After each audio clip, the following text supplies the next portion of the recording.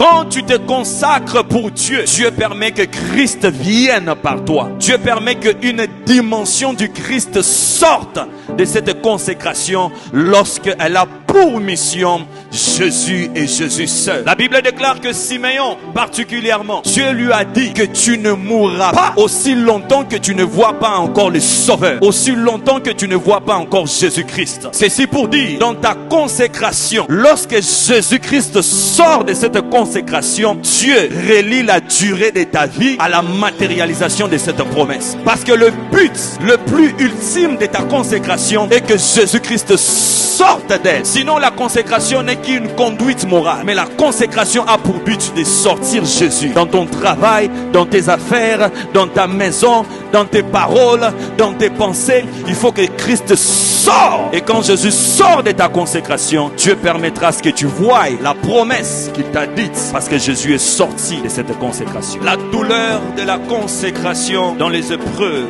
c'est une douleur de mise à part. C'est une douleur où le fait que tu es mis à part, tu passes par un moment où souvent tu es incompris. Tu passes par des fois une saison où tu es rejeté, abandonné, négligé, méprisé, mal vu parce que tu obéis à Dieu. Oui, frères et sœurs, ta consécration des fois peut entraîner le rejet des hommes. Ta consécration des fois peut entraîner le manque de considération des hommes. Ta consécration des fois peut entraîner les hommes, la haine même des hommes. Cela n'a pas rejeté Dieu en toi. Même si les hommes ne te comprennent pas, cela ne signifie pas que Dieu aussi ne te comprend pas. Alléluia! Seul avec Dieu, tu as la majorité. Même lorsque la majorité se pointe contre toi. J'aimerais encourager quelqu'un qui est incompris. J'aimerais encourager quelqu'un qui est rejeté. J'aimerais encourager quelqu'un qui, à cause du fait qu'il est mis à part, il y a des persécutions qui arrivent. J'aimerais te dire que Dieu est là. Alléluia!